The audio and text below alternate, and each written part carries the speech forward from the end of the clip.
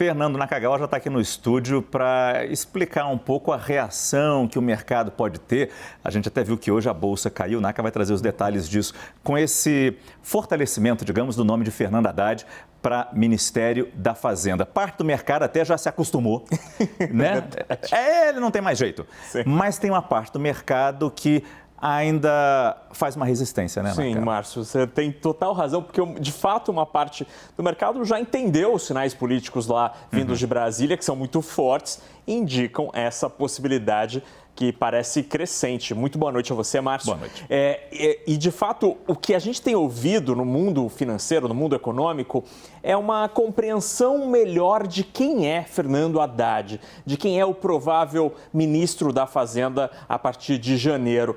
E nesta avaliação desta pessoa, desta figura política, há críticas e há elogios. A gente já começa a ouvir alguns elogios no mundo financeiro. A gente separou alguns dos tópicos, Márcio. É interessante porque são dois mundos completamente diferentes.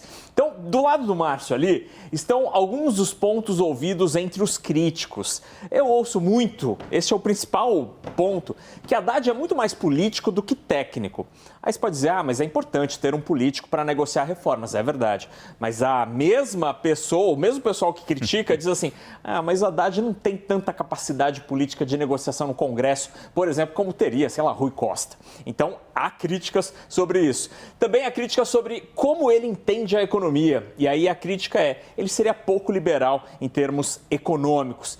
E também tem gente que aí fala mais do comportamento dele, uma coisa mais pessoal, de que ele seria pouco aberto a novas opiniões, ou seja, ele é muito firme nas percepções que ele tem sobre os assuntos. Mas desse lado são as percepções, Márcio, positivas de Fernando Haddad.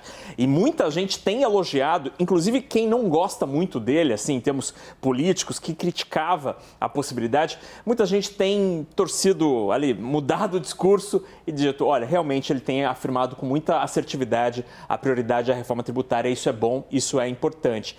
Ele também tem demonstrado muito estar aberto às parcerias público-privadas. Na Prefeitura de São Paulo, ele assinou vários contratos desse tipo, em áreas sensíveis como saúde e educação, e também uma liderança jovem e aberto a temas mais modernos, como, por exemplo, os temas ambientais. O fato, Márcio, que eu acho que é importante ser dito num momento como esse, que Haddad tem se esforçado, ele tem se esforçado em tentar construir pontes com estes nomes da economia que, caso ele seja confirmado amanhã às 10h15 da manhã, passarão a ter interlocução permanente ou muito frequente com ele. Há um esforço de fato de Fernando Haddad em construir essas pontes. Muito interessante. Fernando Nakagawa nos traz então a visão do mercado econômico. Como o mercado econômico vê a possibilidade de termos Fernando Haddad, ex-ministro da Educação, ex-prefeito de São Paulo, como o futuro ministro da Fazenda.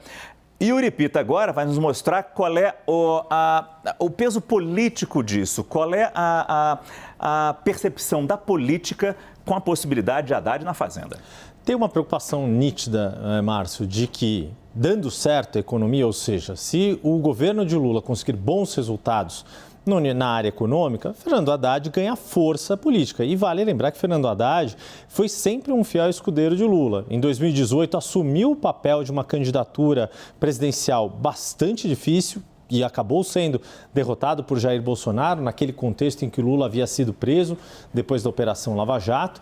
E das pessoas desta campanha de 2022, chegou ali próximo, teve um bom resultado político no estado de São Paulo, mas um estado que era sabido, a gente cansou de falar aqui, que seria muito inédito, seria uma grande vitória caso conseguisse se eleger governador de São Paulo, e não conseguiu porque o estado de São Paulo tem uma resistência mais forte ao PT no comando do governo estadual, principalmente do ponto de vista do interior de São Paulo. A grande questão agora é que, sendo essa pessoa tão leal a Lula como o Fernando Haddad fica muito claro que sim, ele será o responsável pela economia, mas obviamente, como o próprio Lula já disse, ele vai ser o nome da economia também. E é claro que tendo um ministro que é leal, que tem força, que tem objetivos políticos futuros, mas ao mesmo tempo tem essa lealdade tão forte, isso faz com que Lula proteja Haddad e Haddad proteja Lula, de certa forma. A grande questão é que amanhã essa expectativa de que seja indicado, de fato,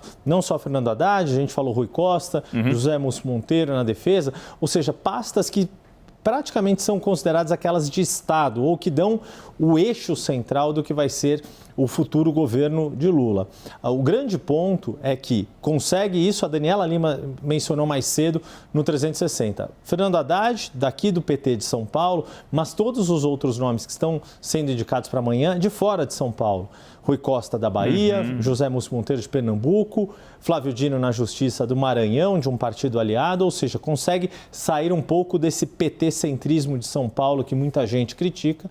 E vale lembrar, Márcio, o Naka mencionou a gestão de Fernando Haddad aqui na Prefeitura de São Paulo e ele também foi chefe de gabinete da Secretaria de Finanças lá na gestão Marta, 20 anos atrás, justificando um pouquinho aqui da Barba Branca. Ou seja, tem alguma trajetória também nessa área de orçamento, de finanças de uma gestão, de um executivo, no caso, cidade de São Paulo, terceiro maior orçamento público do país, além de ter sido prefeito. E na sua gestão, comparando a sua gestão de 2013 16 com a gestão Marta 2004, conseguiu absorver muito principalmente dessa interação com o setor privado, que setores do PT eram bem mais resistentes 20 anos atrás. É isso. O Yuri faz um embrulho perfeito dessa análise da possibilidade dos primeiros ministros do governo Lula serem escolhidos, anunciados amanhã. Amanhã, a partir das 10 horas e 45 minutos, pelo menos essa é a hora marcada para uma entrevista coletiva que pouquinho Lula... antes, eles anteciparam depois para 10h15. 10h15? Ganha meia hora, né? Para não correr risco de encavalar com o jogo. Vai começar às 11h30. Tem que acabar antes do meio-dia, né? Isso que é mais importante, né? Então, 10h15 da manhã, Lula convocou essa entrevista coletiva e, quem sabe, nessa entrevista vão sair os primeiros nomes do terceiro mandato de Luiz Inácio Lula da Silva na esplanada dos ministérios. Obrigado por enquanto, Yuri. Até já.